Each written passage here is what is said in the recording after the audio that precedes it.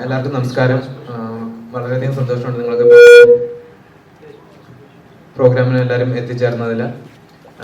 ആദ്യം തന്നെ ഞങ്ങളുടെ ഫിലിം നന്നായി പോകുന്നതിന് സന്തോഷം അറിയിച്ചോട്ടെ.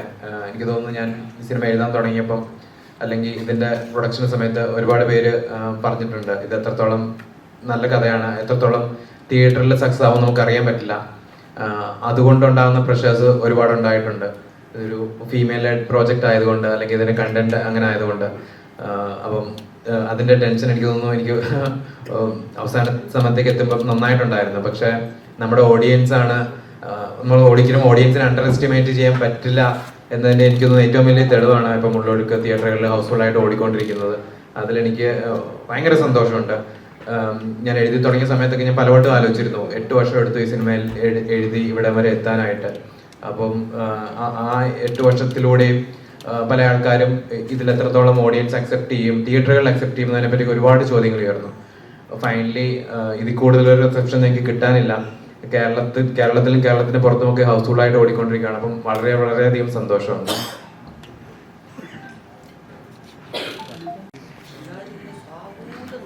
ഡയറക്ടറോട് തന്നെ ആദ്യത്തെ ക്വസ്റ്റ്യൻ ചോദിക്കാം. അപ്പോൾ പറഞ്ഞു 8 വർഷം എടുത്തു എന്ന് പറഞ്ഞു. ഇപ്പോൾ 2018 ബെസ്റ്റ് സ്ക്രീൻ പ്ലേക്കുള്ള സ്ക്രീൻ പ്ലേ ആയിട്ട് സെലക്ട് ചെയ്തു. അതിനുശേഷം 6 വർഷം എടുത്തു ഈ സിനിമയാവാൻ. അപ്പം ഈ സിനിമയുടെ ഏത് സ്റ്റേജിലാണ് ഉർവശി ചേച്ചീനെ പാർവതിയൊക്കെ ആലോചിച്ച് ആ സ്ക്രിപ്റ്റിന് അവരാണ് ആപ്റ്റെന്ന് തിരഞ്ഞെടുത്തത്? ഞാൻ ആദ്യമായിട്ട് സ്ക്രിപ്റ്റ് എഴുതാൻ തുടങ്ങിയപ്പം ഞാൻ വളരെ ചെറിയ രീതിയിൽ ചെയ്യും എന്നാണ് വിചാരിച്ചിരുന്നത്. ഇൻസ്റ്റിറ്റ്യൂട്ടിൽ നിന്ന് പഠിച്ചിറങ്ങിയിട്ടേ ഉണ്ടായിരുന്നുള്ളൂ. 2018 സിനിസ്ഥാൻ ജയിച്ചതിന് ശേഷമാണ് ഇതിന്റെ പ്രൊഡക്ഷൻ്റെ കാര്യങ്ങളായിട്ട് ഒരുപാട് പേര് അപ്രോച്ച് ചെയ്യാം. അപ്പോഴാണ് നമ്മൾ ഇതിന്റെ കാസ്റ്റിങ്ങിനെ പറ്റി ഒക്കെ ആലോചിക്കുന്നത്. അന്ന് തന്നെ ആദ്യമായിട്ട് ആലോചിച്ചത് പാർവതിനെയും ഉർവശിയേച്ചിനെയും തന്നെയാണ്. കാരണം നിങ്ങൾക്ക് സിനിമ കണ്ടാലും അറിയാം, എനിക്ക് അത് ഇർറിപ്ലേസിബിൾ ആണ്. വേറെ ആർക്കും എനിക്ക് ചെയ്യാൻ പറ്റുമെന്ന് തോന്നുന്നില്ല. അത് വളരെ എന്താ പറയാ, അപ്പം ഏതൊരു ഫസ്റ്റ് ടൈം ഡയറക്ടറിന് കിട്ടാവുന്നതിന്റെ ഒരു ഡ്രീം കാസ്റ്റ് ആണ് കിട്ടിയത്.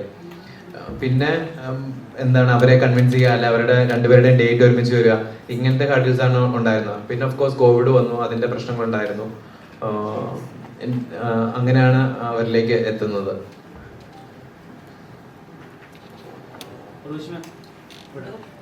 ഒരുപാട് നന്ദിയുണ്ട്.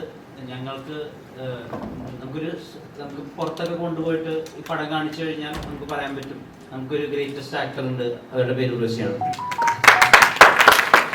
നമ്മളെല്ലാവരോടും പറയായിരുന്നു, നമ്മുടെ മിനിസ്ട്രിക്കും അല്ലെങ്കിൽ നമ്മുടെ അൽപ്പച്ചീനയും ഒക്കെ ഉർവശി മാമാണ്. അപ്പോൾ ഞാൻ പറഞ്ഞത് ഇനി അങ്ങോട്ടെങ്കിൽ ഈ പറഞ്ഞ പോലെ മാം പല പ്രാവശ്യവും സൗകര്യപൂർവ്വം സന്തോഷപൂർവ്വം ഒഴിവാക്കിയിട്ടുണ്ട് ഈ സൂപ്പർ സ്റ്റാർ ടാഗ്. ഇപ്പൊ ഞങ്ങളെ സംബന്ധിച്ചിടത്തോളം കളിയാട്ടത്തിൽ സുരേഷ് ഗോപി എന്താണോ ചെയ്തത്, അല്ലെങ്കിൽ വിധേയനിൽ ശ്രീ മമ്മൂക്ക എന്താണോ ചെയ്തത്, അല്ലെങ്കിൽ ഭരതത്തിൽ ശ്രീ മോഹൻലാൽ എന്താണോ ചെയ്തത്, അതൊക്കെ തന്നെയാണ് ഉള്ളൊടുക്കിൽ ഉർവശി എന്ന നടി ചെയ്തു വെച്ചിട്ടുള്ളത്. ആ റേഞ്ച് അല്ലെങ്കിൽ ഏറ്റവും പുതിയ ഏറ്റവും അപ്ഡേറ്റഡ് വേർഷനാണ്. അപ്പൊ ഇനി വേണമെങ്കിൽ അടുത്ത സിനിമയ്ക്ക് സൂപ്പർ സ്റ്റാർ ഉർവശി എന്ന് വെച്ച് മാർക്കറ്റ് ചെയ്യാം. എന്തിനാ മക്കളെ അങ്ങനെ സൂപ്പർ സ്റ്റാറൊക്കെ സീസണലായിട്ട് വരുന്നതല്ലേ. നിങ്ങളുടെ ഒരു സ്നേഹം പോലെ എനിക്ക് എവർഗ്രീൻ സ്റ്റാർ എന്നൊരു അവാർഡ് തന്നിട്ട് ആ ടൈറ്റിൽ ഞാൻ ഇടുന്നില്ലെന്ന് പറഞ്ഞാൽ ആ കൺസേൺ എന്നോട് വലിയ പിണക്കത്തില്ല. ഞങ്ങളൊരെണ്ണം ഞങ്ങളുടെ ഇത്രയും വർഷത്തെ അനുഭവത്തിൽ ഞങ്ങൾ ആർക്കും കൊടുത്തിട്ടില്ല. എന്നിട്ട് നിങ്ങളെന്താ നിങ്ങളുടെ ഫിലിമിൽ അത് ഇടാത്തതെന്ന് ചോദിച്ചിട്ട് ഞാനിത് റിലീസായി കഴിയുമ്പോഴേ ഓർക്കത്തുള്ളൂ, അയ്യോ ഇത് റിലീസായിപ്പോയില്ലോ, ഇനി ആ ടൈറ്റിലെടുത്ത് ഇടാക്കൂ. അവർ കാണുമ്പോൾ എന്നോട് ചോദിക്കുന്നു. മറ്റുള്ളവരൊക്കെ ഇട്ടോട്ടെ, നിങ്ങളുടെ ഹൃദയത്തിൽ അതുണ്ടായാൽ മതി, ആ സ്നേഹം ഉണ്ടായാൽ മതി, അതേ ഇന്നും നിലനിൽക്കുന്നത്. നമുക്കിപ്പോൾ ഒരുപാട് കാണാനുണ്ട്. അല്ലെങ്കിൽ ഇപ്പൊ നമ്മൾ പറയുന്ന പോലെ ഇങ്ങനെ ഇപ്പൊ ഇന്നലെ സ്ക്രിപ്റ്റ് റൈറ്റർ ആയിട്ടുള്ള സഞ്ജയ് ബോബി ടീം അവർ എഴുതിയിട്ടുള്ളത് ഏറ്റവും പുതിയ ഉർവശിയെ ഇപ്പൊ റീഇൻട്രൊഡ്യൂസിങ് ഫഹദ് ഫാസിൽ എന്നൊക്കെ ആവേശത്തിൽ എഴുതിയ പോലെ ഏറ്റവും പുതിയ ഉർവശിയാണ് നമുക്ക് കാണാൻ പറ്റുന്നത്. ഇപ്പൊ സിനിമയുടെ തുടക്കത്തിൽ തന്നെ ലോങ് ഷോട്ടിലിരുന്ന് ഒരു ഏറ്റവും സങ്കടപ്പെട്ട ഒരു കാര്യം പറയുമ്പോൾ ഉർവശിയുടെ ശരീരം മൊത്തം വിറക്കുകയും എന്നാൽ ഉർവശി കരയുകയും ചെയ്യുന്നില്ല. അങ്ങനത്തെ ഒക്കെ അതെങ്ങനെയാ സാധിക്കണമെന്ന് എനിക്കറിയില്ല. അപ്പോൾ ഇത് പുതിയൊരു സെറ്റ് ഓഫ് ആളുകളുടെ കൂടെയാണ്, അല്ലെങ്കിൽ ഞാൻ പുതിയ കാലത്തെ റെപ്രസെന്റ് ചെയ്യണം, ഞാൻ പഴയതൊക്കെ അൺലേൺ ചെയ്യണം, അങ്ങനൊരു പ്രോസസ് ഒക്കെ ഉണ്ടോ ഇപ്പോൾ ചേച്ചിക്ക്? ഞാൻ ഒരു സമയത്തും കോൺഷ്യസ് ആയിട്ട് ഞാനിത് അഭിനയിക്കാൻ പോവുകയാണെന്ന് ചിന്തിച്ചാൽ ഞാൻ പെട്ടുപോകും. ഡയറക്ടർ പറഞ്ഞിരുന്നത് ഞാൻ ആ ആക്ഷൻ എന്ന് പറഞ്ഞു കഴിയുമ്പോൾ ചെയ്യുന്നതാണ്. കട്ടെന്ന് പറയുമ്പോൾ ഞാനാവും. പക്ഷെ കുറച്ച് ഇമോഷണൽ ഫിലിംസ് ചെയ്യുമ്പം എന്തോ കുറച്ച് കാലമായിട്ട് ഞാൻ കൂടുതൽ ഇൻവോൾവ് ആവും. ഞാൻ ഗ്ലിസറിൻ ഉപയോഗിക്കാറില്ല. അപ്പോൾ അതെന്താ പറയുന്നത് വെച്ച് കഴിഞ്ഞാൽ എൻ്റെ ശബ്ദത്തെ ബാധിക്കും. ഈ സിനിമ സിംഗ് സൗണ്ട് ആയിരുന്നു, അപ്പം ഡബിങ്ങും ഇല്ല നമുക്ക്. അപ്പം ഞാൻ ക്രിസ്റ്റോട് ആദ്യം ഒറ്റ കാര്യമേ പറഞ്ഞുള്ളൂ, കുറേ കരഞ്ഞു കഴിഞ്ഞാൽ പ്രോബ്ലം ആവും ക്രിസ്റ്റോ. അപ്പോൾ ക്രിസ്റ്റോനോട് പറഞ്ഞ ചേച്ചിക്ക് എപ്പോൾ കരയണമെന്ന് തോന്നുന്നു അപ്പോൾ കരഞ്ഞാൽ മതി, അതേ ഉള്ളൂ ലീലാമ്മ. അല്ലാതെ ഞാൻ ഡിമാൻഡ് ചെയ്യില്ല, ഒരിക്കലും ഡിമാൻഡ് ചെയ്തിട്ടില്ല ക്രിസ്റ്റോനോട്. അത് ചില ഒരു ഷോട്ടുണ്ട്, ഞാൻ പറവിനോട് കണ്ടിന്യൂസ് ആയിട്ട് പറഞ്ഞു വന്നിട്ട് അവസാനം വിങ്ങുന്ന ഒരു ഷോട്ടുണ്ട്, ഓർമ്മ ഉണ്ടാവും നിങ്ങൾക്ക്. അപ്പോൾ അതിൽ ആ ബിഗിനിങ്ങിൽ ഞാൻ കരയാതിരിക്കാൻ ഞാൻ അത്ര തത്രപ്പെട്ടു. കാരണം ആ സിറ്റുവേഷൻ ആലോചിക്കുമ്പോൾ ഏതൊരു സ്ത്രീക്കും സങ്കടം തോന്നും, ഷെയർ ചെയ്യാൻ ആരുമില്ല എന്നുള്ളതാണ്. അപ്പം അങ്ങനത്തെ ഒരുപാട് മൊമെന്റ്സ് ഉണ്ട്. കാരണം ഒരു സ്ത്രീക്ക് മറ്റൊരു സ്ത്രീയുടെ മുമ്പിൽ എത്രമാത്രം താഴാവോ അത്രയും താഴുന്നുണ്ട് ഈ ക്യാരക്ടർ. അപ്പോൾ അവരുടെ സ്വാർത്ഥതയല്ല, അവർക്ക് സ്നേഹം, അതിനുവേണ്ടി താഴ്ന്ന് വരുന്നുണ്ട്. അപ്പോൾ അതിലൊക്കെ തന്നെ നമ്മൾ കരയാതെ നോക്കിയിട്ടുണ്ട്. കോൺഷ്യസ് ആയിട്ട് ചെയ്യാൻ പറ്റില്ല. ഞാൻ ഇവിടുന്ന് എങ്ങോട്ടെങ്കിലും പോയി എന്ന് എനിക്കൊരിക്കലും തോന്നിയിട്ടില്ല മോനെ. ഞാൻ എല്ലാ ജനറേഷൻ്റെ കൂടെ ഞാൻ നിൽക്കില്ലേ ഇവിടെ. അപ്പം അവർക്ക് എനിക്ക് ഒരേ പ്രായം. എനിക്ക് 10 വയസ്സ്, എൻ്റെ മോൻ ഓഗസ്റ്റ് 10 വയസ്സാവും, എനിക്ക് 10 വയസ്സ്. വിക്കിപീഡിയ നോക്കിയപ്പോഴേ 5 ലാംഗ്വേജിലായിട്ട് 700ഓളം സിനിമകൾ. വിക്കിപീഡിയ പറയുന്നത് വിശ്വസിക്കണ്ട. ഞാൻ പറയുന്ന കാര്യം പറഞ്ഞിട്ട് എന്താണെന്നറിയാമോ, എൻ്റെ പിറന്നാള് ജനുവരി 25 വരുന്നു, ഫെബ്രുവരി 4 വരുന്നു. എന്നാൽ വെയിറ്റുള്ള എന്തെങ്കിലും അയച്ചെന്ന കുഴപ്പമില്ല, ചാനലുകാർ വെറുതെ പറഞ്ഞാളെന്ന് പറഞ്ഞിടുക. 700ഓളം സിനിമകളിലാണ് എഴുതിയേക്കുന്നത്. അത്ര ഉണ്ടായിട്ടുണ്ടോ? അത്രയാണ് എണ്ണം അറിയാവോ? എത്ര സിനിമകളുണ്ടോ? എന്തുവാ ജോലി ഇരുന്ന് എണ്ണ്.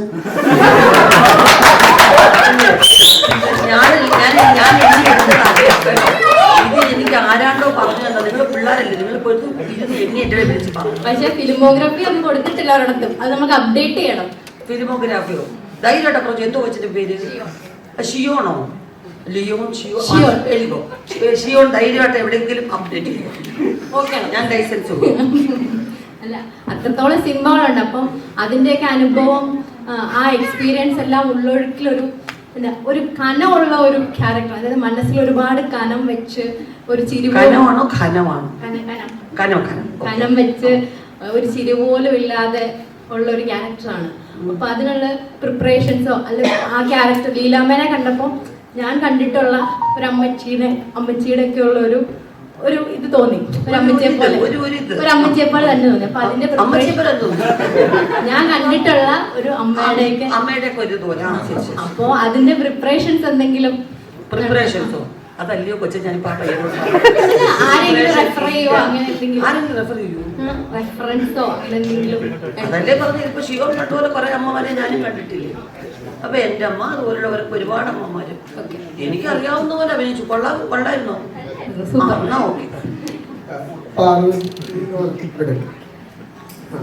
ഈ ക്രിസ്റ്റോ പറഞ്ഞ ഈ രണ്ടുപേരും 2 മെത്തേഡ് യൂസ് ചെയ്ത് ആക്ട് ചെയ്യുന്നവരാണ്. ഒരാൾ ഭയങ്കര സ്പോണ്ടേനിയസും ഒരാൾ ഭയങ്കര വെൽ പ്രിപ്പയർഡും. അപ്പോൾ ശരിക്കും എങ്ങനെ ഈ കോആക്ടേഴ്സ് ഭയങ്കര അടിപൊളി ആകുമ്പോഴാണല്ലോ നമ്മുടെ പെർഫോമൻസ് നന്നാക്കണം എന്ന് പറഞ്ഞാൽ ഭയങ്കര റെസ്പോൺസിബിൾ ആവുള്ളൂ. ഉർവശി മാം എത്രത്തോളം പാർവതിനെ റെസ്പോൺസിബിൾ ആക്കിയിട്ടുണ്ട്?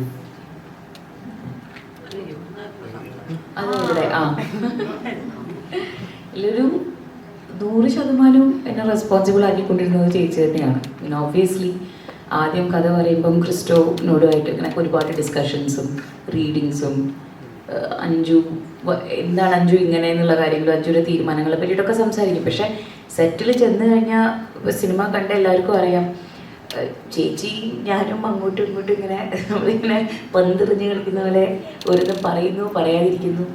സോ ചേച്ചിയുടെ മെത്തേഡാണോ ഇനി മെത്തേഡ് ഇല്ലായ്മയാണോ എന്ന് പറയാൻ എനിക്കറിയില്ല. അത് ഭയങ്കരമായിട്ട് എന്നെ ഇൻസ്പയർ ചെയ്തിട്ടുണ്ട്. ഒരുപാട് എന്നെ നമ്മൾ കുറേ പിടിച്ചു വെച്ച് അഭിനയിക്കണം, അല്ലെങ്കിൽ പുറത്ത് കാണിക്കാൻ പാടില്ല, അത് ലീലാമ്മ കാണരുതെന്ന് വിചാരിച്ചിട്ടാണ് പലതും ഉള്ളിൽ ഒതുക്കി പിടിക്കുന്നത്. അതൊക്കെ എനിക്ക് എളുപ്പത്തിൽ വന്നത് ഞാൻ കുറച്ചൊന്ന് റിലാക്സ് ആകുമ്പോഴാണ്. അപ്പോൾ ചേച്ചി ഇല്ലാത്ത സീനിലൊക്കെ ഞാൻ നല്ലോണം ചേച്ചീനെ മിസ് ചെയ്യും. കാര്യം ഞാൻ ഒറ്റയ്ക്കുള്ള സീൻസൊക്കെ ശരിക്കും ആ ഒരു എന്താണ് ശരിക്കും നമ്മളെ സ്നേഹിച്ചും നമ്മളുടെ കൂടെ ആ ഒരു കലാസൃഷ്ടിൻ്റെ ഭാഗമാവണം എന്ന് ആഗ്രഹിക്കുന്ന ഒരു കോ ആക്ടറിനെ നമുക്ക് കിട്ടുമ്പോൾ, അതും ചേച്ചിയെ പോലെ ഒരു സീനിയർ. ചേച്ചി അത്രയും ജനറസ് ആണ് സെറ്റിൽ, അത് ആരോടാണെങ്കിലും, എന്നോട് മാത്രമല്ല. അപ്പോൾ എനിക്ക് അത് എന്നെ വളരെയധികം റെസ്പോൺസിബിൾ ആക്കിയിട്ടുണ്ട്. ഇനി അങ്ങോട്ട് പോകുമ്പോൾ തന്നെ ഇനിയും എനിക്ക് ഗുണം ചെയ്യുമെന്ന് ഞാൻ വിശ്വസിക്കുന്നു. ഇവിടെ നേരെ സ്ട്രൈറ്റ് ഹലോ ചേച്ചി, നമ്മൾ ഈ പടത്തിന്റെ റെസ്പോൺസ് എടുത്ത കൂട്ടത്തില് കുറെ ആളുകൾ ഇങ്ങനെ പറഞ്ഞു അഭിനയിക്കുന്നവർക്ക് എന്തൊക്കെ അവാർഡ് കൊടുക്കാൻ പറ്റുമോ ആ അവാർഡ് എല്ലാം ഉർവശി ചേച്ചിക്ക് കൊടുക്കണമെന്ന്. അപ്പം ഇത്ര എക്സ്പീരിയൻസ്ഡ് ആയിട്ടുള്ള ആളിപ്പം അവാർഡ്സിൽ എത്രത്തോളം ചേച്ചി എക്സൈറ്റഡ് ആവാറുണ്ട്? അല്ല, ഒന്നാമത്തെ അവാർഡ് എന്ന് പറയുന്നത് എൻ്റെ ഡയറക്ടർ എന്നോട് പറയുന്ന ഓക്കെയാണ്. അതെനിക്ക് തോന്നുന്നു ആ ഓക്കെ കിട്ടിയില്ലെങ്കിൽ മറ്റേ ഒരു അവാർഡ് കിട്ടിയിട്ടും എനിക്ക് തൃപ്തിയാവത്തില്ല. എൻ്റെ മുമ്പിൽ നിൽക്കുന്ന എൻ്റെ ടീച്ചർ എൻ്റെ ഡയറക്ടറാണ്. അദ്ദേഹം ഒന്ന് പറഞ്ഞു ചേച്ചി ഓക്കെയാണ് എന്ന് പറഞ്ഞു കഴിഞ്ഞാൽ സമാധാനം. ചിലപ്പോൾ ക്രിസ്റ്റോ ചിലത് മറന്നു പോയിട്ട് അടുത്ത് ക്യാമറാമാൻ്റെ അടുത്തോട്ട് പോകും, ടേക്ക് കഴിഞ്ഞ് എന്നെ നോക്കാതെ. അയ്യോ അപ്പം ഞാൻ ചെയ്ത് ഓക്കെ ആയില്ലേ, ഈ പയ്യൻ എന്നോടൊന്നും പറഞ്ഞില്ലല്ലോ. പിന്നെ ഞാൻ അടുത്ത് വരുന്നത് ഓക്കെയാണ് ചേച്ചി ഓക്കെയാണ്, ഞാനതല്ല, ഞാൻ ആ ട്രാക്ക് വന്നിട്ട് ഞമ്മൾ എൻ്റെ അടുത്ത് പറഞ്ഞിട്ട് അവിടെ പോയി പറഞ്ഞോളൂ. അപ്പോൾ അതാണ് എൻ്റെ ഫസ്റ്റ് അവാർഡ്. പിന്നെ നിങ്ങളൊക്കെ പറയുന്ന സെക്കൻഡ് അവാർഡ്. അത് കഴിഞ്ഞ് കിട്ടുന്ന ഒരു പ്രോഗ്രസ് റിപ്പോർട്ടിൻ്റെ മാർക്കാണ് പിന്നെ കിട്ടുന്ന അവാർഡ്. കിട്ടിയാൽ സന്തോഷം, കിട്ടിയില്ലെങ്കിൽ അതിലും സന്തോഷം. ഈ നോമിനേഷനിലൊക്കെ വന്നിട്ട് പിന്നെ അത് നിരസിക്കപ്പെടുക അല്ലെ അങ്ങനെയൊക്കെ ഉണ്ടാകുമ്പോൾ ചേച്ചി അതിനെ എങ്ങനെയാണ് നോക്കിക്കാണുന്നത്? എനിക്ക് സ്റ്റേറ്റ് അവാർഡുകളൊന്നും അങ്ങനെ നിരസിക്കപ്പെട്ടിട്ടില്ല. കാരണം നിങ്ങളൊക്കെ ഇങ്ങനെ ചാർത്തി തന്നതിന് ശേഷം എനിക്ക് നിവൃത്തിയില്ലാതെ അറിയേണ്ടി വന്നിട്ടുമുണ്ട്. 4ാമത്തെ വർഷം തുടർച്ചയായിട്ട് 3 വട്ടം കിട്ടിയിട്ട് 4ാമത്തെ വർഷം ജൂറി പറഞ്ഞു ഉർവശി അഭിനയിക്കുന്ന സമയത്ത് വേറെ ആർക്കും കിട്ടത്തില്ല, അതുകൊണ്ട് ഈ വർഷം മാറ്റി കൊടുക്കാൻ തോന്നുന്നു. പിന്നെ 5ാമത്തെ വർഷം എനിക്ക് തന്നെ. അപ്പോഴും നമുക്ക് പരാതിയൊന്നുമില്ല. അപ്പം നാഷണൽ അവാർഡ് പോയപ്പം അവിടുത്തെ ചില എന്താ പറയുക ഒരു പ്രത്യേക വിഭാഗത്തിൽപ്പെട്ട പടം ചെയ്യുന്ന ഡയറക്ടേഴ്സ് പറഞ്ഞു ഇവരെന്തിനാ കൊണ്ടുവന്ന് ഈ 2ാം കിട 3ാം കിട മലയാള സിനിമയ്ക്ക് വേണ്ടി ഇവരുടെ പെർഫോമൻസ് വേസ്റ്റ് ചെയ്യുന്നൊരു ചോദ്യം ചോദിച്ചു. അതെന്നെ വല്ലാതെ ഹേർട്ട് ചെയ്തു. കാരണം ആരും കാണാത്ത കുറച്ച് സിനിമകൾക്ക് വേണ്ടിയുള്ള അവാർഡ്സ് അല്ല ഞാൻ സ്വീകരിച്ചിരിക്കുന്നത്. മഴവിൽ കാവടി മുതൽ അച്ചുവിൻ്റെ അമ്മ ഉൾപ്പെടെയുള്ളത് കൊമേഴ്ഷ്യലി ഹിറ്റ് ഫിലിംസാണ്. അതെന്നെ ഏറ്റവും നന്നായിട്ട് സന്തോഷിപ്പിച്ചിട്ടുണ്ട്. കാരണം ഞാൻ പടം ചെയ്യുന്ന പ്രൊഡ്യൂസർ നന്നാണ് ഈശ്വര എന്ന് പ്രാർത്ഥിച്ചുകൊണ്ടാണ് നമ്മൾ ഷോട്ടിന് നിൽക്കുന്നത്. അപ്പോൾ അത് അങ്ങനെ ഒരു അഭിപ്രായം ഒരിക്കലും പാടില്ല. ജനകീയ സിനിമ എടുക്കുന്ന നിസ്സാര കാര്യമാണ് അല്ലേ? അപ്പോൾ അങ്ങനെ ഒരു കമൻറ്റ് വന്നപ്പോൾ ഞാൻ പിന്നെ അത് മൈൻഡ് ചെയ്യാറായി. ഇപ്പോഴും തന്നെ പറയുന്നു കിട്ടിയാൽ സന്തോഷം, കിട്ടാത്തതിനെ കുറിച്ച് ഒരു വിഷമമല്ല. കാരണം ഇന്ന് നിങ്ങളുടെ മുമ്പിൽ ഇരിക്കുന്ന ഞാൻ, എനിക്ക് കിട്ടിയ ജീവിതം ബോണസാണ്, ഞാൻ ആഗ്രഹിച്ചു വന്നതല്ല. അപ്പോൾ എല്ലാം കൊണ്ട് സന്തോഷം, പിന്നെ ഒരു പരാതിയില്ല. ക്രിസ്റ്റ ചെയ്യുന്ന സമയത്ത് പ്രകാശ് ബൽവാടി എന്നുള്ള ആക്ടർ മഹേഷ് നാരായണനോട് പറയാണ് നിന്റെ മനസ്സിൽ എപ്പോഴും ഒരു എഡിറ്റർ ഉണ്ട്, അല്ലെങ്കിൽ നിന്റെ മനസ്സിൽ എപ്പോഴും ഒരു ഡയറക്ടർ ഉണ്ട്, ആക്ഷൻ്റെയും കട്ടിൻ്റെ ഇടയിൽ നിന്റെ കട്ടിൻ്റെ ഇടയിൽ എന്നെ ഇങ്ങനെ അഭിനയിപ്പിക്കല്ലേ, എനിക്കൊരു സ്പേസ് ഉണ്ട്, ഞാൻ ഒരു ആക്ടർ എന്നുള്ള രീതിയിൽ കുറച്ച് ഇമ്പ്രൂവൈസ് ചെയ്യേണ്ടി വരും, ചിലപ്പോൾ എനിക്ക് കുറച്ച് ബ്രീത്ത് എടുക്കേണ്ടി വരും, ഞാൻ എന്താണോ ആക്ട് ചെയ്യുന്നത് അത് നീ ഷൂട്ട് ചെയ്യുക, അങ്ങനെ ഒന്ന് നമുക്ക് വർക്ക് ചെയ്ത് നോക്കാം. അതിനുശേഷം അദ്ദേഹത്തിന്റെ പ്രോസസ്സ് മൊത്തം മാറിയിട്ടുണ്ട്. സമാനമായിട്ടുള്ള കാര്യം ഉസ്താദ് ഹോട്ടലിൽ തിലകൻ സാർ അൻവർഷിദിനോട് പറഞ്ഞൊന്നും കേട്ടിട്ടുണ്ട്. അപ്പോൾ അതൊക്കെ അവർക്ക് പുതിയ ലേണിംഗ് ആയിരുന്നു. ഞാൻ അടുത്ത സിനിമ ചെയ്യുമ്പോൾ ആക്ടേഴ്സിനെ അപ്രോച്ച് ചെയ്യുന്ന വിധത്തിൽ, സ്ക്രീൻ പ്ലേ അപ്രോച്ച് ചെയ്യുന്ന വിധത്തിലൊക്കെ. അപ്പോൾ ഈ ഉർവശി മാമിന്റെ കൂടെയുള്ള അസോസിയേഷനിൽ ഇനി അടുത്ത സിനിമയ്ക്ക് ചെയ്യാൻ എന്തെങ്കിലും പുതിയ അപ്രോച്ച്, അല്ലെങ്കിൽ കൃഷ്ണ വിചാരിച്ചു ഇത് ഇങ്ങനെയായിരിക്കും ഈ സീൻ വരിക, പക്ഷെ ഉർവശി മാം വേറെ തന്നെ രീതിയിൽ ഡെലിവറി ചെയ്തു, അങ്ങനത്തെ ഒരു സിറ്റുവേഷൻ അനുഭവം ഉണ്ടോ? എനിക്ക് തോന്നുന്നു അങ്ങനത്തെ ഒരുപാട് സീൻസ് ഉണ്ട് ഫിലിമിൽ. ഞാൻ എഴുതി വെച്ചതിനെക്കാട്ടിലൊക്കെ അത് സംഭവിക്കുന്ന കാണുമ്പോൾ തന്നെ ഭയങ്കരമായിട്ട് എലിവേറ്റ് ചെയ്യപ്പെട്ട സീൻ, പ്രത്യേകിച്ച് ഫസ്റ്റ് ഹാഫിൽ ഈ പറഞ്ഞ ഒരു ചേച്ചിയുടെ സിംഗിൾ ഷോട്ട്, അങ്ങനത്തെ ഒരു സീനാണ്. അവിടെ വന്നിരുന്ന് ചേച്ചി അത് പറഞ്ഞ് ഞങ്ങൾ ഫോക്കസ് ഒക്കെ എടുത്തു. ഞങ്ങൾ കുറേ ഷോർട്സ് ഒക്കെ പ്ലാൻ ചെയ്തിട്ട് വന്നതാണ്, പക്ഷെ ചേച്ചി ടേക്ക് തന്നതിന് ശേഷം ഞങ്ങളൊക്കെ സ്റ്റണ്ടായിപ്പോയി.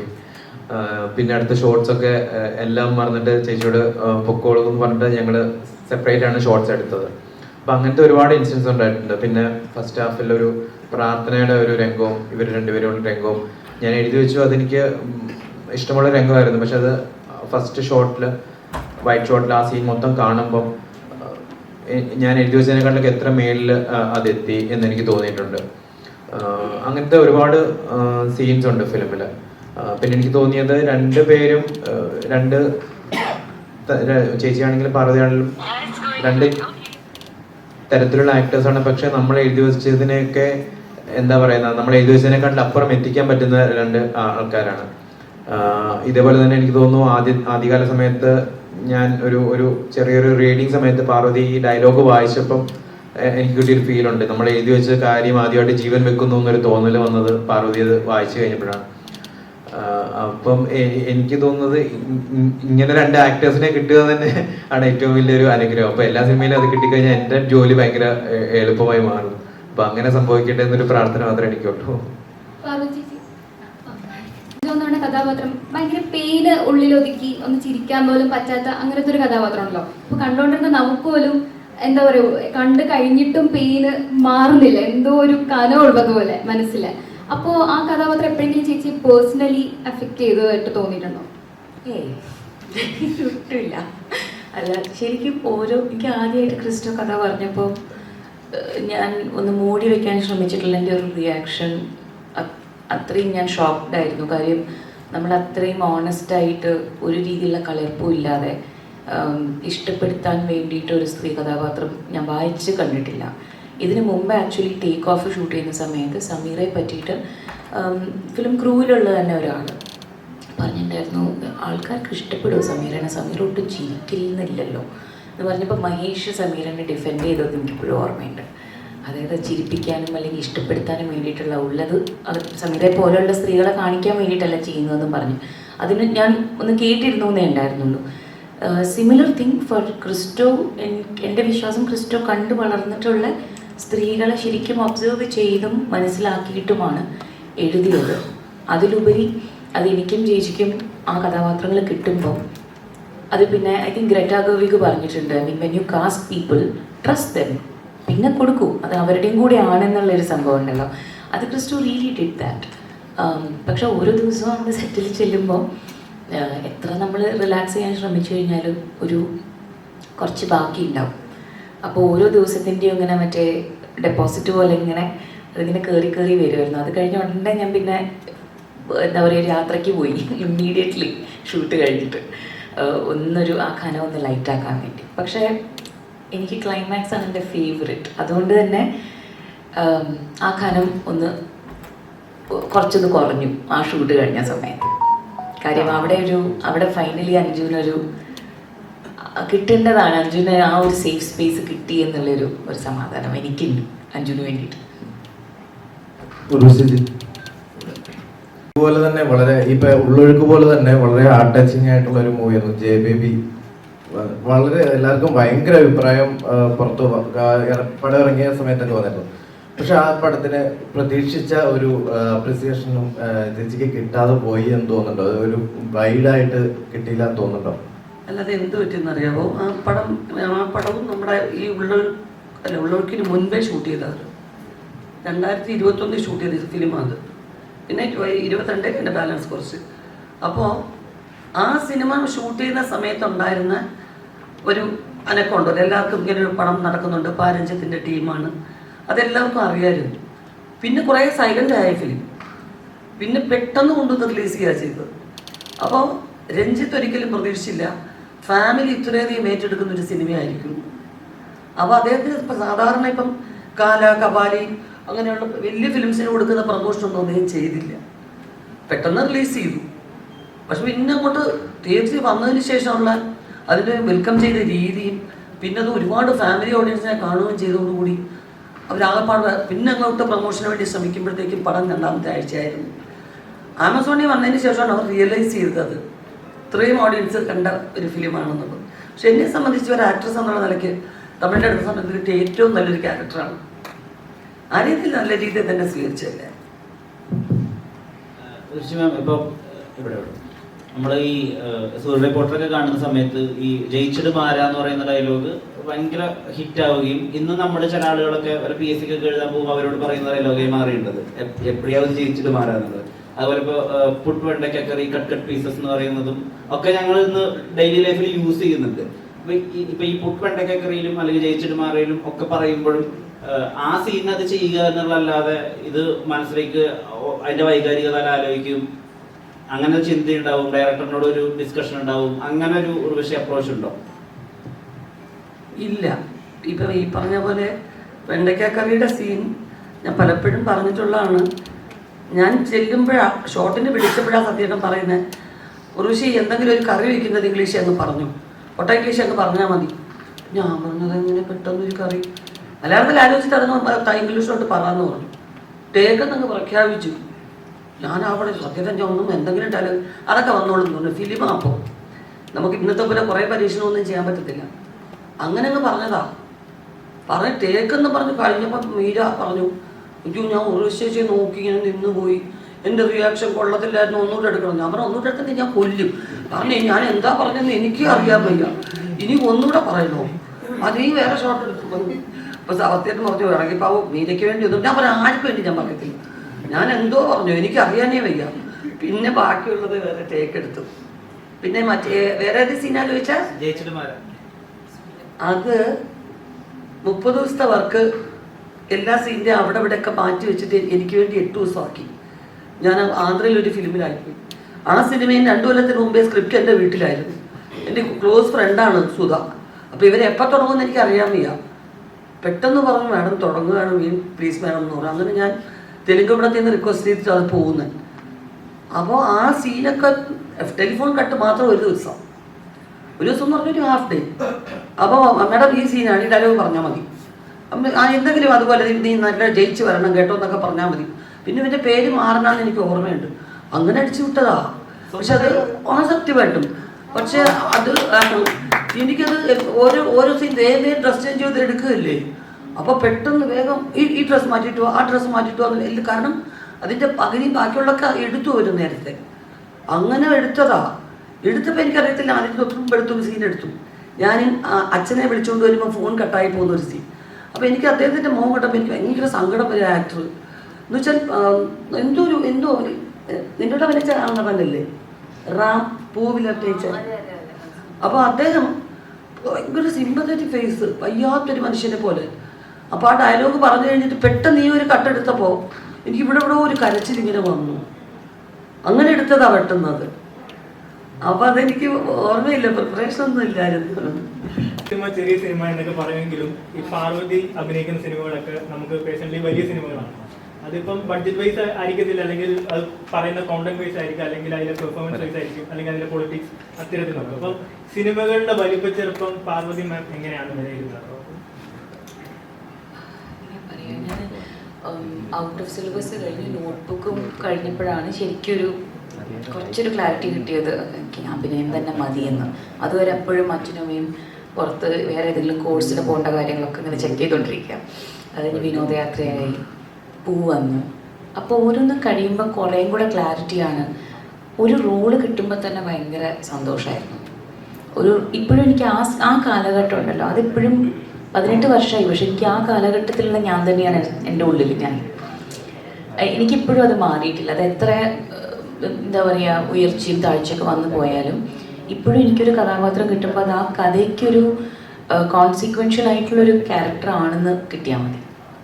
അത് 2 സീനാണെങ്കിലും 5 സീനാണെങ്കിലും എന്തെങ്കിലും ഒരു കോൺട്രിബ്യൂഷൻ ആ കഥയിൽ ഈ ഒരു കഥാപാത്രം വന്ന് പോയതിൻ്റെ ഒരു ചായ്വ്, അല്ലെങ്കിൽ ഒരു തിരയടിച്ച് പോകുന്ന പോലെ എന്തെങ്കിലും ഉണ്ടാവുകയാണെങ്കിൽ അത് ഇൻട്രസ്റ്റിംഗ് ആണ്. പിന്നെ ഒരു ഡയറക്ടറിൻ്റെ കൂടെ വർക്ക് ചെയ്യാൻ കിട്ടുന്നൊരു ചാൻസ് ആയിരിക്കാം, അല്ലെങ്കിൽ ആ ഒരു ക്രൂവിൻ്റെ കൂടെ. അഞ്ജലീനൊക്കെ ഞാൻ ഒരുപാട് കത്തെഴുതിയും ഇമെയിൽ എഴുതിയും ലിങ്ക്ഡിൻ്റെ ലിങ്ക് അയച്ചും ഒക്കെയാണ് ഞാൻ എങ്ങനെയൊക്കെ ആ റോൾ എനിക്ക് കിട്ടിയത് ബാംഗ്ലൂർ ഡേയ്സിൽ.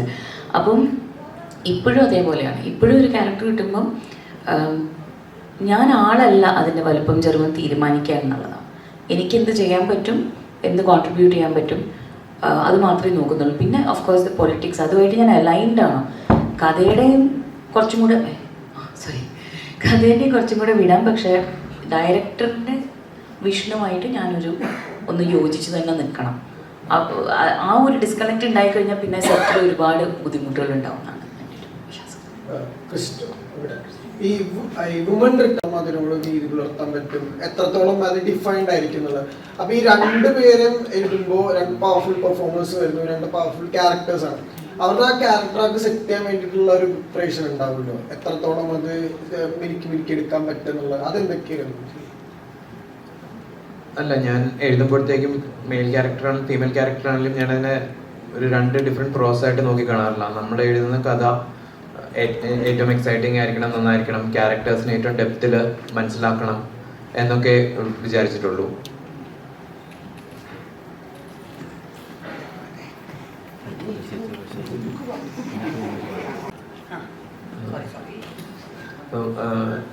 അപ്പോൾ എനിക്ക് എന്ത് സ്റ്റോറി എഴുതിയാലും എന്ത് ക്യാരക്ടേഴ്സ് ആണെങ്കിലും ഒരു സ്ത്രീ ആണെങ്കിലും രണ്ടും ചലഞ്ചിങ് ആയിട്ടാണ് എനിക്ക് തോന്നുന്നത്. ഒന്ന് മറ്റതിനെക്കാട്ട് പാടായിട്ട് അല്ലെങ്കിൽ ഒന്ന് എളുപ്പമായിട്ടോ എനിക്ക് തോന്നിയിട്ടില്ല.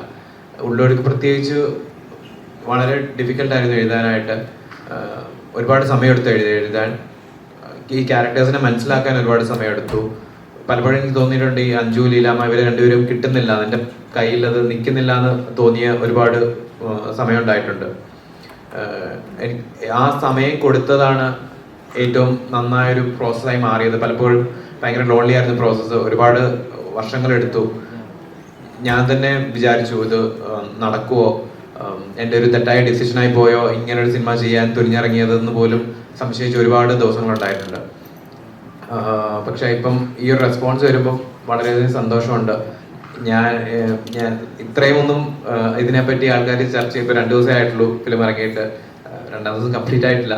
പക്ഷെ ഫേസ്ബുക്കിലും ഒക്കെ ഒരുപാട് ചർച്ചകളും എഴുത്തുകളും ഒക്കെ നടക്കുമ്പം എനിക്ക് തോന്നുന്നു അത് വെർത്തായിരുന്നു എന്ന് തോന്നിയിട്ടുണ്ട്. ഞാൻ ഇതിനു മുമ്പ് എനിക്ക് തോന്നുന്നു ഈ സിനിമ നടക്കുന്നതിന് മുമ്പ് ഇന്റർവ്യൂവിൽ പറഞ്ഞിട്ടുണ്ട് ഈ ജേർണി വെർത്തായിരിക്കും, കാരണം 8 വർഷം എടുത്തു ഇവിടം വരെ എത്താൻ. പക്ഷെ അത്രയും ചർച്ചകളും ഈ റെസ്പോൺസും ഒക്കെ അറിയുമ്പം വളരെയധികം സന്തോഷമുണ്ട് ഈ ഒരു ഇങ്ങനൊരു കാര്യം അല്ലെങ്കിൽ ഇങ്ങനൊരു സിനിമ ചെയ്യാൻ പറ്റിയതിൽ.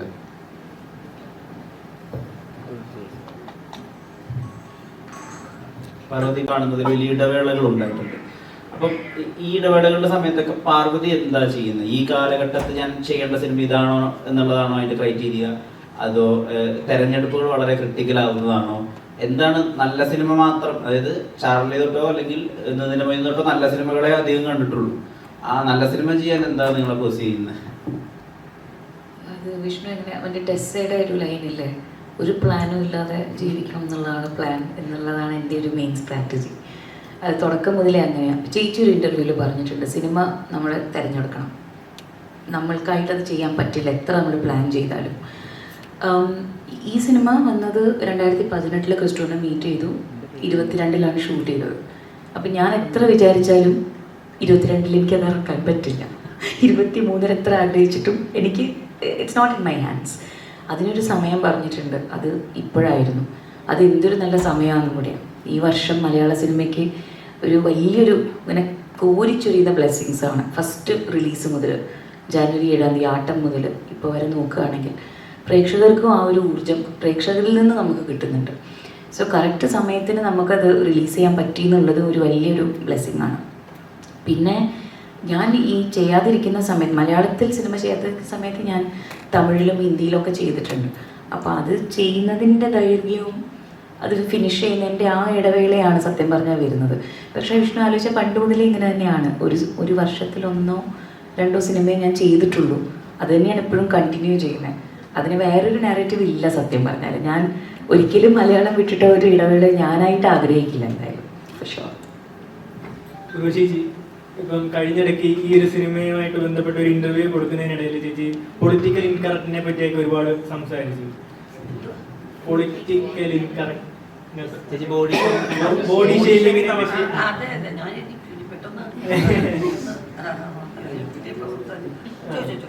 പണ്ടാണെങ്കിൽ ചേച്ചി ഇപ്പം ശ്രീനിവാസൻ എന്താ സൗന്ദര്യം ഇല്ലേ എന്ന് മറ്റൊരു ഇന്റർവ്യൂവിൽ ഇങ്ങനെ പറഞ്ഞിട്ടുണ്ട്. അയ്യോ അങ്ങനല്ല ചോദിച്ചേ. അതിന്റെ ചോദ്യം അവർ ചോദിച്ചത് പലരും അത് മാറ്റി മാറ്റി തെറ്റിദ്ധാരണയാക്കുന്നുണ്ട്. സുരേഷ് ഗോപി, മമ്മൂട്ടി, മോഹൻലാൽ 3 പേരുടെ സിനിമ വന്നാൽ നിങ്ങൾ ആരുടെ സിനിമ ചെയ്യുമെന്ന് ചോദിച്ചു. ഞാൻ പറഞ്ഞ ഇടയ്ക്ക് ശ്രീനിവാസന്റെ ഒരു പടം ഉണ്ടത് ഞാൻ ചെയ്യുമെന്ന് പറഞ്ഞു. മനസ്സിലായോ? അല്ലാതെ സൗന്ദര്യത്തിന്റെ കാര്യം ഉദിക്കുന്നില്ല. എനിക്ക് ഇഷ്ടമുള്ളവരൊക്കെ സുന്ദരന്മാരും സുന്ദരികളും, എനിക്ക് ഇഷ്ടമില്ലാത്തവരൊക്കെ സൗന്ദര്യം ഇല്ലാത്ത. ചോദ്യം അതായിരുന്നു, ചേച്ചി പറഞ്ഞ വാക്കുകളൊക്കെ ഒരുപാട് എന്നെ പേഴ്സണലി ഇൻഫ്ലുവൻസ് ചെയ്തിട്ടുണ്ട്. അപ്പം തീർച്ചയായിട്ടും എനിക്ക് പേഴ്സണലായിട്ടും ഇഷ്ടമല്ല.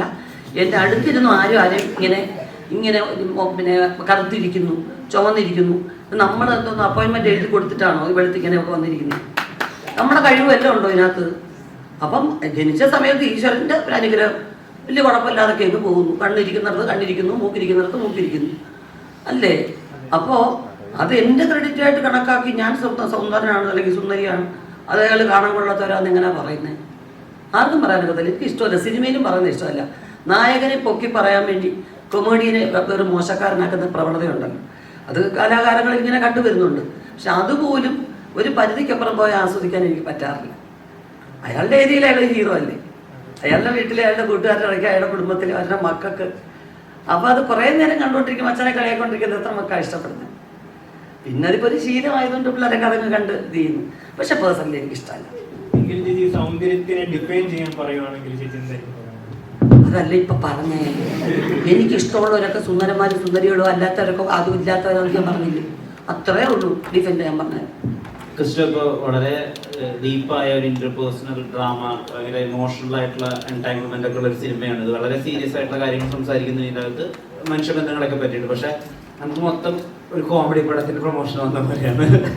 ഉർവശി മാം വന്നിട്ട് ഇവിടെ നമുക്ക് ഇതുവരെ സീരിയസ് ആയിട്ട് പലതും ചോദിക്കാൻ പറ്റുന്നില്ല. അപ്പം ഇത് സെറ്റിൽ എങ്ങനെയാണ് ഇതിന്റെ ഒരു ഇമ്പാക്ട് ഉണ്ടായിരുന്നത്? സെറ്റിലും ചേച്ചി ഇങ്ങനെയൊക്കെ തന്നെയാണ്. ഷോട്ട് എടുക്കുന്നതിന് മുമ്പ് വരെ ഭയങ്കരമായിട്ട് കളിച്ചും ചിരിച്ചു നിൽക്കും. ആക്ഷൻ എന്ന് പറഞ്ഞു കഴിഞ്ഞാൽ അവിടെ ഒരു മാജിക് സംഭവിക്കും. പിന്നെ കട്ടെന്ന് പറഞ്ഞു കഴിഞ്ഞാൽ വീണ്ടും ഫുൾ കളിയും ചിരിയാണ്. ചേച്ചി ഇങ്ങനെ തന്നെ എല്ലാവരോടും ഭയങ്കര എന്താ പറയുന്ന ആ സെറ്റ് ലൈവ് ഭയങ്കരമായിട്ട് ലൈവ് ആക്കും ചേച്ചി. അതുപോലെ തന്നെ കൂടെയുള്ള എല്ലാവരെയും ഭയങ്കരമായിട്ട് ഹെൽപ്പ് ചെയ്യും. ഒരുപാട് അധികം എക്സ്പീരിയൻസ് ഇല്ലാത്ത ആക്ടേഴ്സ് ഒക്കെ ഉണ്ട്. അപ്പൊ അവർക്ക് ആ സ്ലാങ് കൃത്യമായിട്ട് പറഞ്ഞു കൊടുക്കും. ഞാൻ ചേച്ചിയുടെ അടുത്താണ് കൊണ്ടിരുത്തുക, ചേച്ചി ഒന്ന് ഹെൽപ്പ് ചെയ്യണേ എന്ന് പറഞ്ഞിട്ട്. ചേച്ചി ഭയങ്കരമായിട്ട് എന്താ ഒരു എനർജി ഉള്ള ഒരാളാണ്. ഭയങ്കരമായിട്ട് സെറ്റിനെയൊക്കെ ഭയങ്കര ലൈവ് ആക്കുന്ന ഒരാളാണ് ചേച്ചി. എപ്പോഴും എനിക്ക് തോന്നുന്നു ഇങ്ങനെ ചിരിച്ച് കളിച്ച് സംസാരിച്ച് ഇരിക്കാൻ ഇഷ്ടപ്പെടുന്ന ആളാണ്. ഈ സിനിമ അഭിനയിക്കുമ്പോഴും ചേച്ചി എനിക്ക് അതുകൊണ്ട് കുറച്ച് എന്താണ് ബുദ്ധിമുട്ടിയിട്ടുണ്ട്. ചേച്ചിനെ കുറച്ച് അഫക്ട് ചെയ്യുന്നുണ്ടായിരുന്നു ഇതൊക്കെ. പക്ഷെ ഷോട്ട് കഴിഞ്ഞ ഉടനെ പെട്ടെന്ന് ചേച്ചി ഫുൾ കോമഡിയിലേക്ക് പോകും.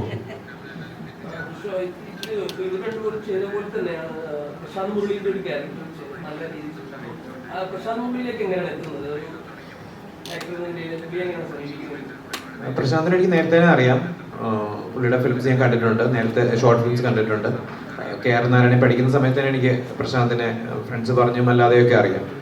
ഈ ക്യാരക്ടർ ആലോചിക്കുന്ന സമയത്ത്, എൻ്റെ കാസ്റ്റിംഗ് ആലോചിക്കുന്ന സമയത്ത് ഇതിനൊരു പ്രത്യേകതരം ഫിസിക്ക് ആവശ്യമുണ്ടായിരുന്നു.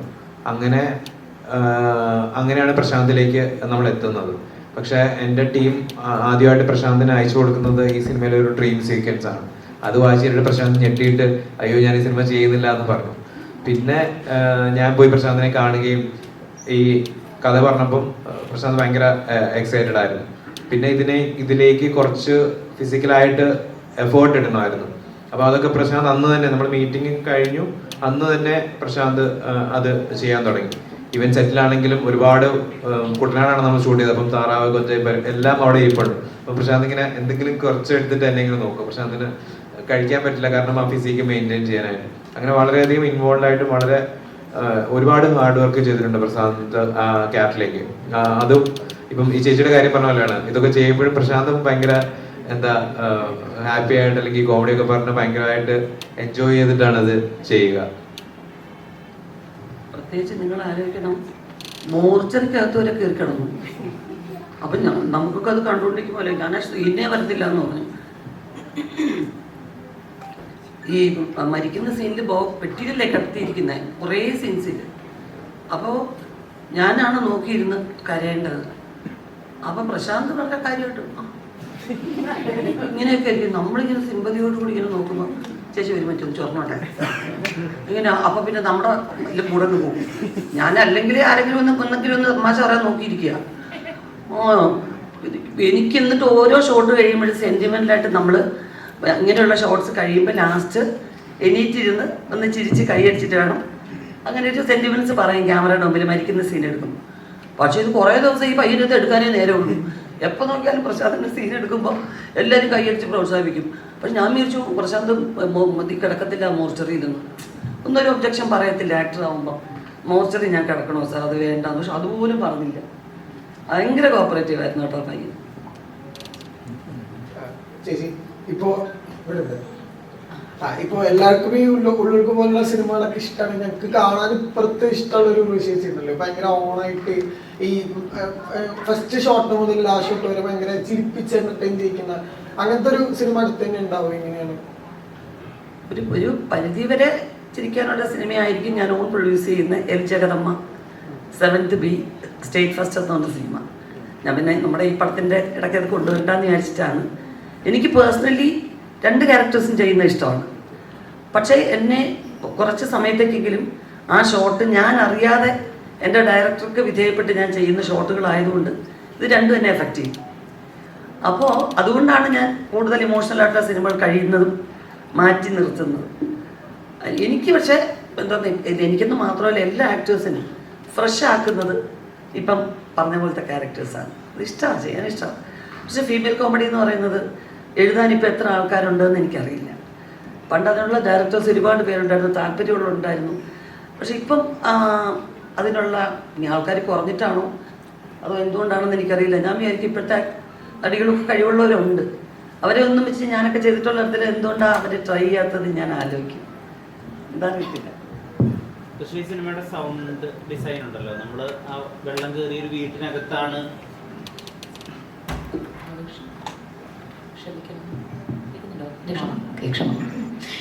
എനിക്കൊരു ഫ്ലൈറ്റ് പിടിക്കാനുണ്ട്, 4 മണിയായി. സംസാരിച്ച സമയം പോയത് അറിഞ്ഞില്ല. ഇന്റർനാഷണൽ ഫ്ലൈറ്റ് ആയതുകൊണ്ട് പെട്ടെന്ന് ഇറങ്ങേണ്ടതുണ്ട്. അതുകൊണ്ട് പ്ലീസ് കണ്ടിന്യൂ കോൺവെർസേഷൻ വിത്ത്. പക്ഷെ എല്ലാവരും വന്നതിൽ സന്തോഷം. ഇതിൻ്റെ ജൂലൈ 2-ാം തീയതി, ജൂൺ 2-ാം തീയതി മുതൽ നമ്മൾ തുടങ്ങിയത് അതിൻ്റെ പ്രമോഷൻസ്. അന്ന് മുതൽ മീഡിയയിൽ ആരുടെ കൂടെ ഞാൻ ഇരുന്ന് സംസാരിച്ചിട്ടുണ്ടോ, നിങ്ങളൊക്കെ സിനിമ കണ്ടിട്ട് അത് അറിഞ്ഞുള്ള ചോദ്യങ്ങൾ ചോദിച്ചു. ഒരുപാട് സന്തോഷം. എനിക്ക് എൻ്റെ ക്രൂ മെമ്പേഴ്സിനോട് താങ്ക് യു പറയണം, കിരൺ ദാസിനോട് താങ്ക്സ് പറയണം, സൗണ്ട് ഡിസൈനറിനോട് താങ്ക്സ് പറയണം, ബാബുചേട്ടൻ. എന്താ കാര്യം എന്ന് പറഞ്ഞാൽ നമ്മൾ ആ സെറ്റിൽ ഇതൊക്കെ കിട്ടുമ്പോഴാണ് നമുക്ക് ശരിക്കും അഭിനയിക്കാനുള്ള ഒരു സ്പേസ് കിട്ടുന്നത്. ഓഫ് കോഴ്സ് ഷഹനാദും എല്ലാവരും ഉണ്ട്, പക്ഷേ പറയാതെ പോകുന്ന ചിലവരുണ്ട് നമ്മൾ എപ്പോഴും സംസാരിക്കുമ്പോൾ. അപ്പോൾ അവരോട് ഞാൻ ഉള്ളറിഞ്ഞ് താങ്ക്സ് പറയുന്നു. പിന്നെ ഞാൻ അത്രയും നേരം ഞാൻ കരയാതെ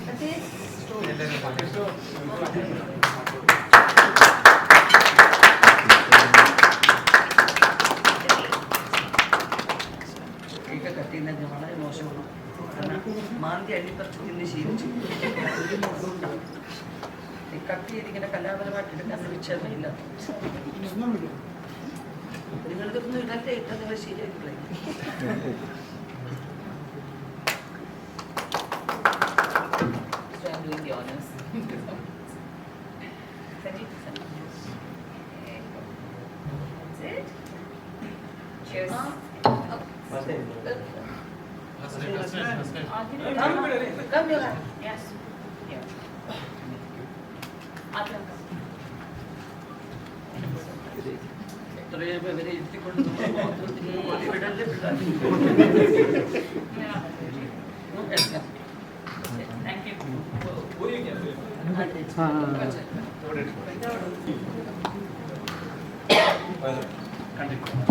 ക്രിസ്റ്റോ, ഇപ്പോൾ ചോദ്യം ഈ സിനിമയുടെ ഒരു സൗണ്ട് ഡിസൈൻ ഉണ്ട്. നമ്മൾ വെള്ളം നിറഞ്ഞൊരു വീടിനകത്താണ് നിൽക്കുന്നതെന്നും ഒരേ സമയം മഴ പെയ്യുന്നുണ്ടെന്നും മഴയുടെ വേരിയേഷൻ കൃത്യമായിട്ട് നമുക്ക് മനസ്സിലാക്കാൻ പറ്റുന്നുണ്ട്. അപ്പൊ അതിന് എത്രത്തോളം വർക്ക് പോയിട്ടുണ്ട്. പ്ലസ് ഈ സുഷിൻ എന്ന് പറയുമ്പോൾ അതായത് ഈ നമ്മുടെ ഈ ആവേശം പോലത്തെ ആഘോഷ സിനിമകൾ ചെയ്യുന്ന ഒരു അങ്ങനത്തെ ഒരാളായിട്ട് നമ്മളെ അറിയാതെ എവിടെ ടാഗ് ചെയ്തു പോയി. എപ്പോഴാണ് പെട്ടെന്ന് ഞാൻ തന്നെയാണ് കുമ്പളങ്ങി നൈറ്റ്സ് ചെയ്തതെന്ന് കാണിക്കുന്ന പോലെ ഒരു സംഭവം ചെയ്തത്. അപ്പം അദ്ദേഹത്തെ പറ്റി എൻ്റെ ഫൈനലി ഈ സിനിമ ഇനിയും കാണാൻ ആളുകളുണ്ട്, ആളുകൾക്ക് ഇനി സിനിമ എത്തേണ്ടതുണ്ട്. ഏറ്റവും ഫൈനായിട്ടുള്ള പെർഫോമൻസുകൾ ആളുകൾ കാണാതെ മിസ്സാക്കി പോയി സിനിമ തിയേറ്ററിൽ കണ്ടിട്ടില്ലെങ്കിൽ. അപ്പോൾ അവരോട് എന്താ പറയാനുള്ളത്? ആദ്യമായിട്ട് എൻ്റെ സൗണ്ട് ഡിസൈനെ പറ്റി സംസാരിക്കാം. സൗണ്ട് ചെയ്തിരിക്കുന്നത് ജയദേവൻ ചക്കാടത്തും അനിൽ രാധാകൃഷ്ണനുമാണ്. ജയദേവൻ എൻ്റെ ഇൻസ്റ്റിറ്റ്യൂട്ടിലെ ഒരുപാട് സീനിയർ ആയിട്ടുള്ള ഒരാളാണ്. ഞാൻ നാട്ടിൽ വന്നിട്ട് കുമ്പളിങ്ങിയുടെ സമയത്താണ് ആദ്യമായിട്ട് ജയദേവനെ ഇതിൻ്റെ സൗണ്ടിനെ പറ്റി സംസാരിക്കുന്നത്. പക്ഷേ ഞങ്ങൾ ഷൂട്ടിംഗ് തുടങ്ങിയ സമയത്ത് ഒരുപാട് ലിമിറ്റേഷൻസ് ഉണ്ടായിരുന്നു. കുറച്ച് സമയം നമുക്കൊരു ലിമിറ്റഡ് ടൈം ഉണ്ടായിരുന്നു ഷൂട്ട് ചെയ്യാനായിട്ട്. മൺസൂൺസിലാണ് നമ്മൾ ഷൂട്ട് ചെയ്യുന്നത്. അപ്പോൾ ഈ സമയത്ത് മഴ പെയ്യാം. പിന്നെ പല സീനുകളിലും മഴയുണ്ട്. ബാക്ക്ഗ്രൗണ്ടിൽ നമുക്ക് കാണാൻ പറ്റും, വിൻഡോയുടെ പുറത്തുമൊക്കെ മഴയുണ്ട്. അപ്പോൾ റെയിൻ മെഷീൻസ് ഒരുപാട് സീനുകളിൽ ഉപയോഗിക്കണം. പിന്നെ വീടിൻ്റെ മേളിൽ മഴ പെയ്യുന്ന സൗണ്ട് വരും. ഇത്രയുമൊക്കെ ചലഞ്ചസ് ഉണ്ടായിരുന്നു ഈ സിനിമ ഷൂട്ട് ചെയ്യുന്ന സമയത്ത്. അപ്പം ഷൂട്ടിങ്ങിന് മുമ്പ് പ്രൊഡക്ഷനും ഒക്കെ എന്നോട് ചോദിച്ചിട്ടുണ്ട്, നമുക്ക് സിങ്ക് സൗണ്ട് വേണോ, അത് കുറച്ചുകൂടെ കോംപ്ലിക്കേറ്റഡ് ആയിരിക്കില്ലേ പ്രോസസ്സ് എന്നൊക്കെ. പക്ഷേ ഞാൻ ചെയ്ത ഇതുവരെയുള്ള സിനിമകളെല്ലാം സിങ്ക് സൗണ്ടാണ് ചെയ്തത്. അപ്പം സിങ്ക് സൗണ്ട് അല്ലാതെ ഞാൻ സിനിമ ചെയ്തിട്ട് തന്നെയില്ല. അപ്പം ഡബിങ് ചെയ്യുമെന്ന് പറഞ്ഞാൽ എനിക്കൊരു പേടിയായിരുന്നു. പിന്നെ ഇപ്പം നമ്മൾ കാണുന്ന പെർഫോമൻസിനകത്ത് ഒരുപാട് ന്യൂആൻസസും കാര്യങ്ങളും ഒക്കെ എനിക്ക് അതുപോലെ തന്നെ വേണമായിരുന്നു. അങ്ങനെയാണ് ഒരു സമയത്ത് JD ആയിരുന്നില്ല ആദ്യം, അത് ഇടയ്ക്ക് വെച്ച് JDക്ക് തിരക്കായത് കാരണം JDക്ക് ചെയ്യാൻ പറ്റിയിരുന്നില്ല. പിന്നെ ഞാൻ തന്നെ ഷൂട്ടിങ്ങിന് കുറച്ച് ദിവസം മുമ്പാണ് JDനെ വിളിച്ച് റിക്വസ്റ്റ് ചെയ്യുന്നത്, ഒന്ന് ചെയ്യാൻ പറ്റുമോ. കാരണം JDനെ പോലെ ഒരാൾ അല്ലെങ്കിൽ അനിലിനെ പോലെ ഒരാൾ ഇത് ചെയ്യുമ്പോൾ നമുക്ക് ഭയങ്കര കോൺഫിഡൻസ് ആണ്. കാരണം അവർ ചെയ്ത സിനിമകളൊക്കെ നമുക്ക് നേരത്തെ അറിയാം. അങ്ങനെയാണ് JD വീണ്ടും ഈ സിനിമയിലേക്ക് വരുന്നത്. അപ്പോഴും ഒരുപാട് ചലഞ്ചസ് ഉണ്ടായിട്ടുണ്ട്. മഴ കൺട്രോൾ ചെയ്യാനും റെയിൻ മെഷീനൊക്കെ വളരെ ദൂരെ വെക്കണം, അങ്ങനെ ഒരുപാട് ചലഞ്ചസ് ഉണ്ടായിട്ടുണ്ട്. ഈവൻ ഇതിന്റെ ഡിസൈനിങ്ങിലാണെങ്കിൽ പോലും JD മനിലും വളരെ ബ്രില്യൻ്റ് ആയിട്ട് അതിന്റെ കാര്യങ്ങൾ ചെയ്തു. അവർ വളരെയധികം ഇൻവോൾവ് ആയിരുന്നു ഓരോ പ്രോസസ്സിലും, ഡബിങ്, ത്രൂ ഔട്ട് അതിന്റെ ഡിസൈൻ എല്ലാം.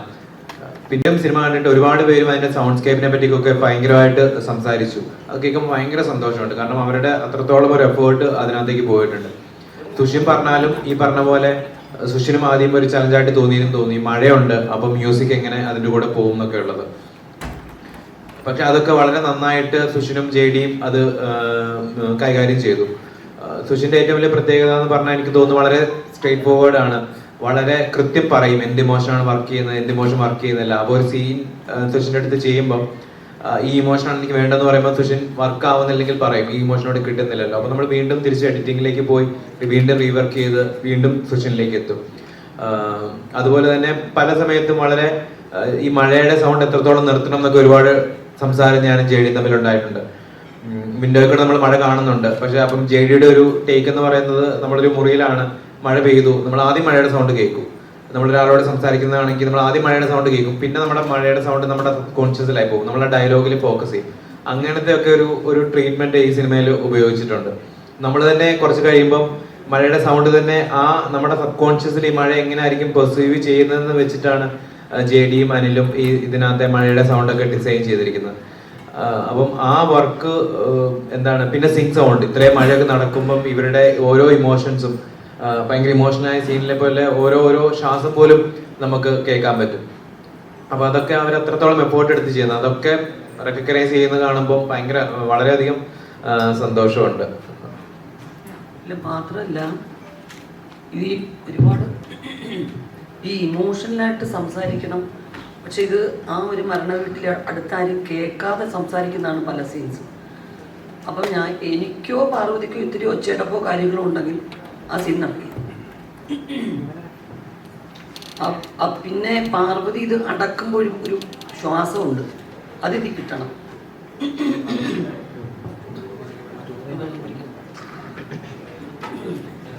അപ്പൊ അതൊക്കെ ഒരുപാട് ബുദ്ധിമുട്ടാണ്. എനിക്ക് ഞാൻ ക്രിസ്റ്റോയുടെ എതിരഭിപ്രായം പറഞ്ഞു, ക്രിസ്റ്റോ വേണ്ട, സീൻസ് ബാധിക്കും. ഇതിന് കുഴപ്പം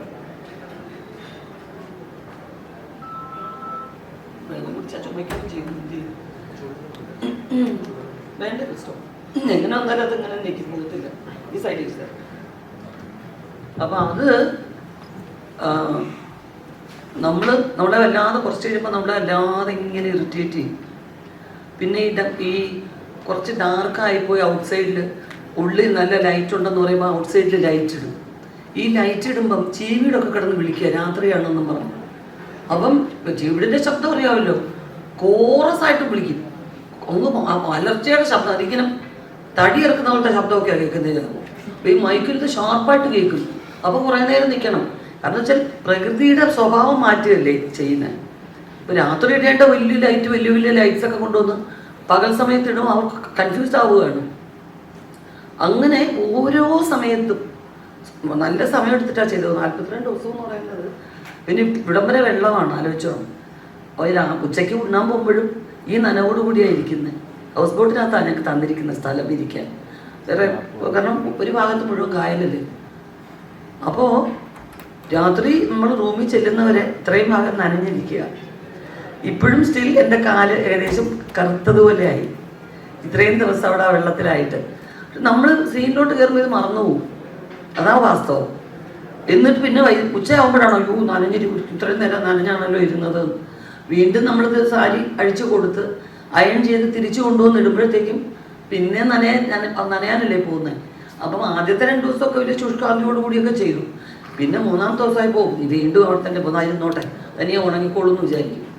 ഒരു 15 ദിവസമൊക്കെ കഴിഞ്ഞപ്പോൾ ഈ കാലൊന്നും നമുക്ക് രാത്രി ഇങ്ങനെ ഒരു ഭാഗത്ത് കോച്ചി പിടിച്ചിട്ടേ, AC റൂമല്ലേ, അപ്പോൾ ഈ തലയിൽ ഇടുന്ന ഹെയർ ഡ്രയർ ഇട്ട് കാല് ചൂടാക്കിയിട്ട് ബെഡ്ഷീറ്റ് കൊണ്ട് കെട്ടും, എന്നാലേ കിടക്കാൻ പറ്റത്തുള്ളൂ, അല്ലെ ഉറങ്ങാൻ പറ്റത്തില്ല. അപ്പം അങ്ങനെയുള്ള ഒരുപാട് ശാരീരികമായിട്ടുള്ള ബുദ്ധിമുട്ടുകൾ ഞങ്ങൾ രണ്ടുപേരും അഭിനയിച്ചു. പിന്നെ സ്ത്രീകളാണ്, മറ്റ് പലതരത്തിലുള്ള ശാരീരിക ബുദ്ധിമുട്ടുകളും ഉണ്ടാവും. അപ്പോൾ അത് ഇവിടം വരെ വെള്ളമുള്ളപ്പം നിൽക്കാനുള്ള ബുദ്ധിമുട്ട് ആലോചിച്ച് നോക്കും.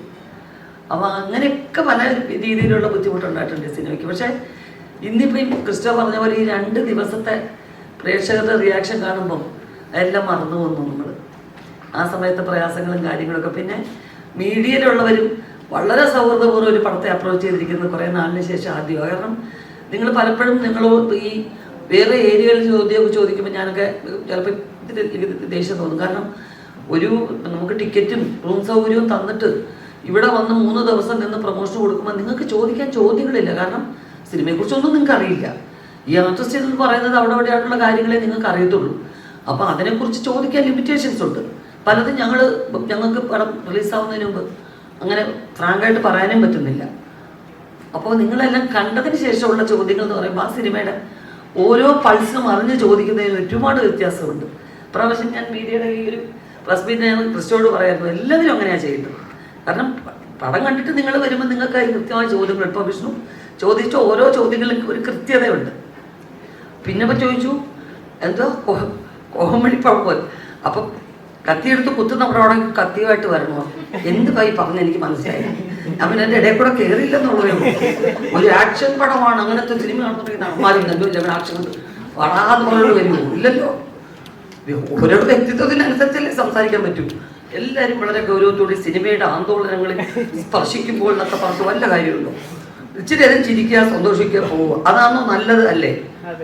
അത് മാത്രമാണ് നല്ലത്. Thank you ma'am, thank you Cristo.